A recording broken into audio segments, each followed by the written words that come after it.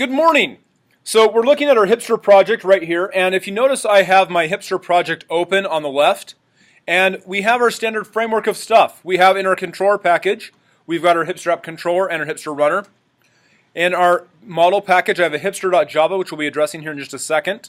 In our view package, we have our Hipster frame and Hipster panel. Notice also in my view package, I have ctech.hipster.view.images. Again, we're keeping with that method of all lowercase. But notice over here, I've got the ctech.hipster.view.images. All that is just a new folder inside my package. And so to do that, again, all I do is I right-click on it, I go to New, and I choose Folder. And in this case, I chose Images as the file name because it's where I'm going to store the images I will store inside my Hipster project. And we'll deal with that shortly. So taking a look at the code we're using right here, I'm going to go ahead and start off at the Hipster object.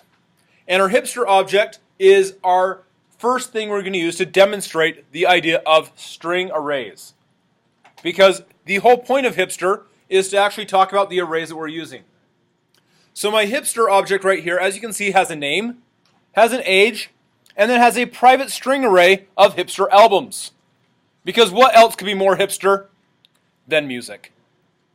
Now, if you want to have a Hipster movies or Hipster books, these are also completely appropriate. But what we're doing for this right now is a Hipster array of books of albums because we're making this we're gonna make this just be really fun and cheesy to get going. And so of course we're gonna need to have a constructor. And in my constructor it will be a public constructor, and it will be a Hipster object. And with my default constructor, these same rules that we've been doing in class apply. I'm going to set null values or bad values for everything, so that when I have my better constructor, you're welcome. When I have my better constructor that has parameters passed to it, I'll actually create with information that we need. So I'll say name equals null, age equals -99, and my Hipster albums also equals null. If I try and use anything right here, I'm automatically going to cause this to be very, very unhappy.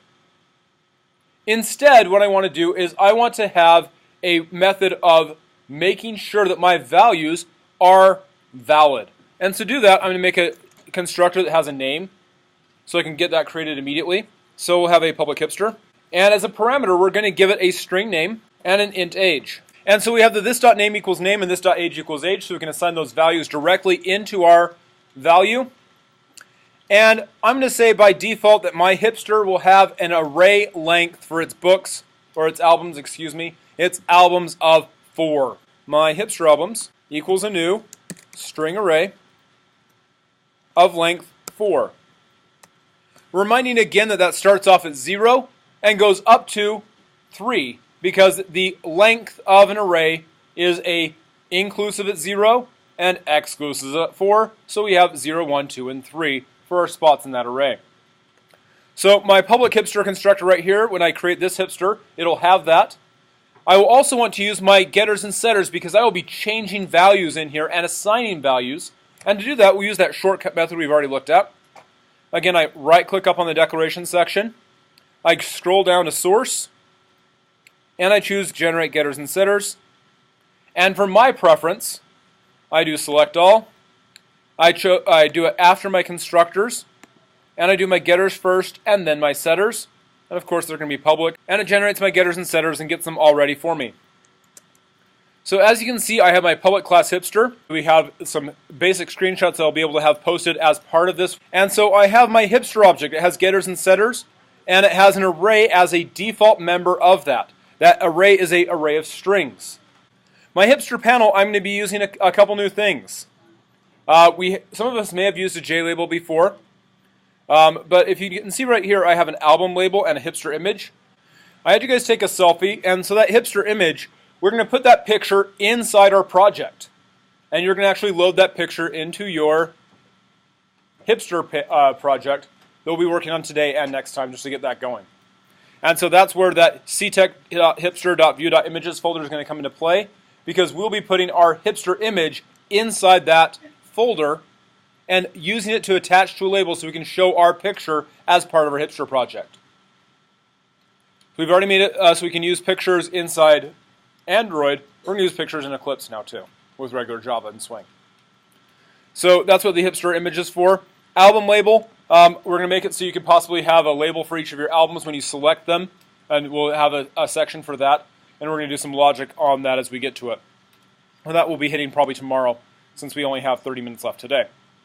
So, we have this basic structure right here. If you notice right here, I added a special method called setupComboBox. And this is for the JComboBox album box. This is one of the reasons why we're using Hipster today, or Hipster Day actually, look at this, is because when we're using things like a JComboBox in Java, in order to have a drop-down, say for example of a spinner in Android, or a drop-down box in Java, those need to be inside a storage that is not dynamic, aka an array. They need to be something that we can actually use. And so we're going to use an array to fill that JComboBox. And that way we can click through that array and we can have it so it will have those contents of our case, the album array from our Hipster object can be passed to that vis-a-vis the controller. Because our controller will have an instance of a hipster that it can then use to put inside that combo box its information. And so we'll be using the magic of getters and setters and sending information from that to put it in there. So, to do this, let's go ahead and let's get this put together really fast. I'm going to close the Hipster panel here in that version and open my Hipster panel in Window Builder. So that way I get access to my Source tab and my Design tab down here at the bottom. And my standard rules apply for using everything. I've already set my base controller equal to base controller. And I'm going to say that my JLabel is a new JLabel. And let's pass it album information. And my hipster image. Quick little blurb right there. All I'm doing is just throwing those two labels, giving them an initialized value to get it started off. And let's go over to my Design tab. First I have to do my Setup panel. And so I do also have to add a spring layout. So private spring layout, base layout. Can't forget that. Why is it that I'm able to use all these different things from Swing without going back and adding the import for it over and over again? What did I use? Right. And so I specifically, when I set up, I did import javax.swing.asterisk, so I can do these all at once and not have to worry about adding, since I'll be adding lots of features to this project to test out some new things. I did it with asterisks at the beginning, as you can see right here in my import section. And so my spring layout, so let's go to my setup panel, and I'm going to just get this going right here, and so we will say that this.setLayout, and I will pass it base layout, and this.add, and I'll add my album label and my album box. So I have the new JComboBox that I'm adding in there. I have the hipster image, the album label. I'm adding those out of my setup panel. And if I go to my design tab and build this up, well, that waits. The JComboBox is what we will use for a drop-down menu inside Java. And if you notice, again, like I said, I have that setupComboBox method right here. I'll be using that to actually assign values into that JComboBox when my panel opens. Because I want to be able to actually have that drop-down box have information. We will then be adding a listener to that JComboBox so that when I select things, different things will happen. So I will change information based on what I select so it'll open up properly. We'll be pulling that up, though, as we get to this later on in class, because, again, there's the whole time factor. So the question on that was, I need to make my Java compiler work on my machine. And so I right-click on my project, I go to Properties, I go to Java Compiler, and I will change the compliance level. Instead of using this, I'd take that checkbox off, and my compliance level would be down to whatever version I have available in my own project on my machine. That's if you're downloading my code off of the GitHub source. Question? So on the build path, you would go up here on build path, and mine obviously I'm using Java 1.8 for my Mac. So what you would need to do is you would you'd remove the one that has the X on it saying it's not working. You'd go to Add Library. You'd go over here to the Java JRE System Library. You would choose Next. It'll say Workspace Default, whichever one that is. You would choose that. Say Next a few times or Finish. I'm not going to do that because I'm already running on my default library. But you would choose that new default library, and that would then have it listed right here. So you'd only have one Java runtime library listed right here. If you have an extra one, you would click on it and choose Remove. But you want the one that you have on your machine to run for that. As you can see, we have the joyous it all together in a giant pile in the top left corner. And so I'm going to move my JCombo box right here. I'm going to put my album information below it.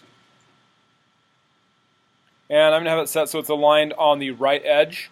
And me as a hipster, I'm going to put over here on the leftish. My framework right here, as you can see, this is a quick little blurb of a setup. I have a label. Right now all it has is text. We're going to add an image to that in just a bit. I have a label with just text that is aligned based off of this, which is then linked based off of that.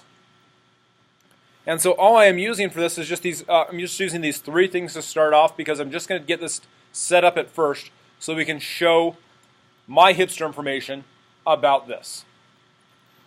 So right here is just my quick little blurb for my hipster panel. I'm going to save it, go back to my source tab, and again I've got all this base layout.put constraint garbage. And where do I put my base layout.put constraint garbage? In the setup layout method, so I can have that all out of the way, looking pretty, and keeping that dumping ground right there.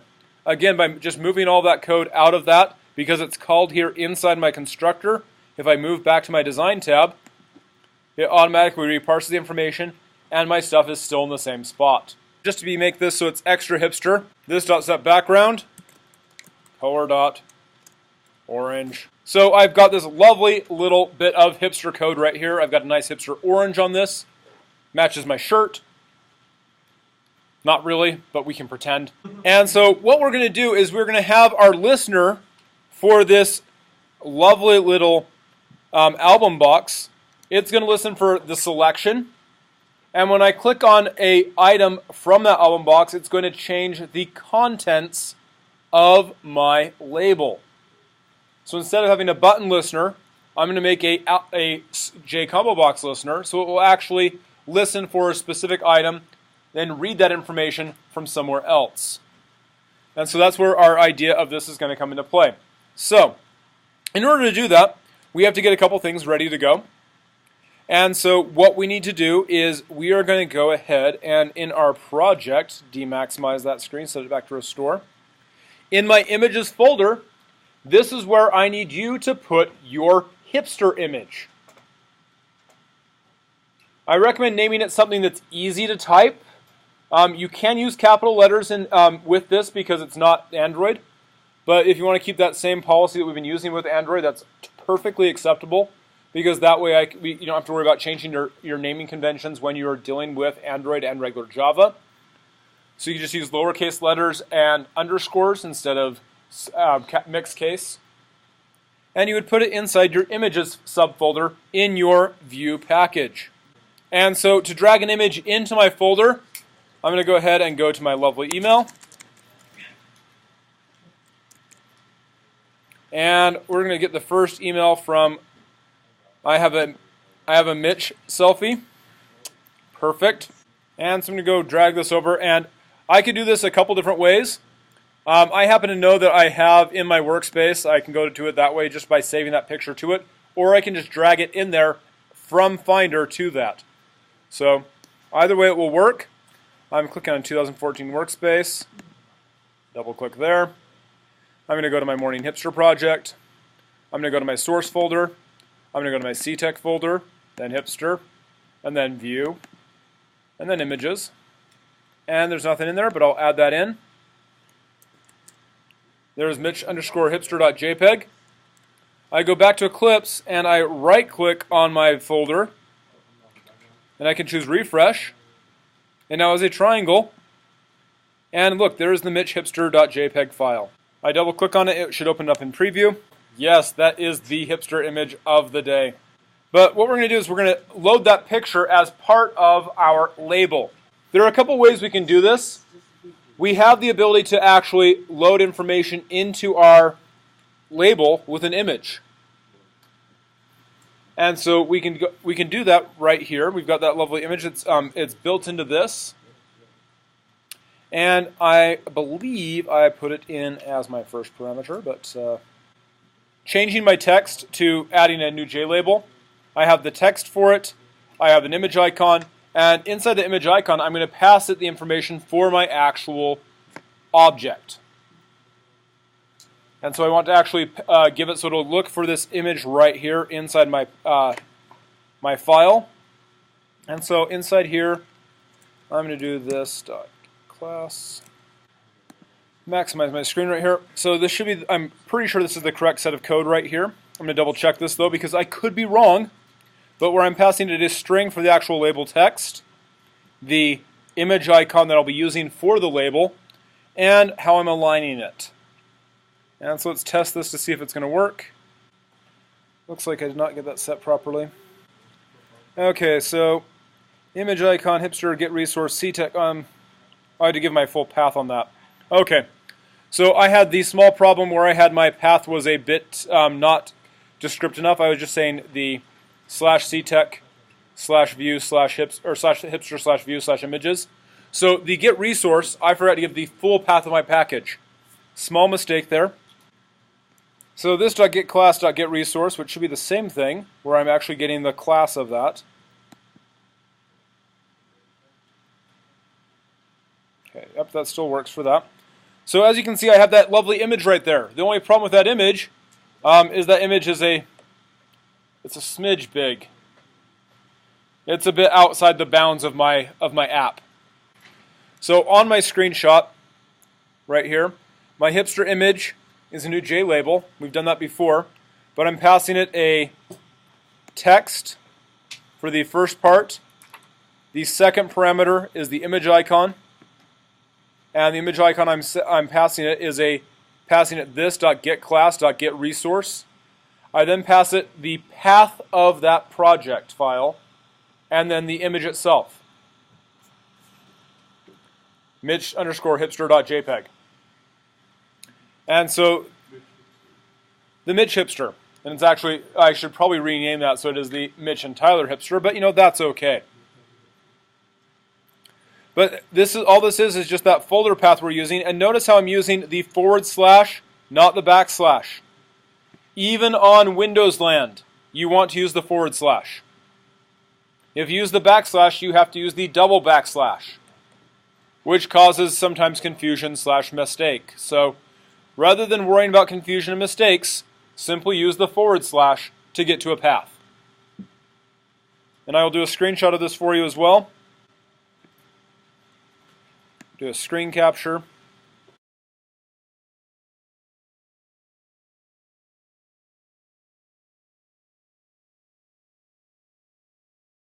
Okay, and I will be adding these images as part of my images folder inside GitHub. So you'll have access, actually clone this from GitHub.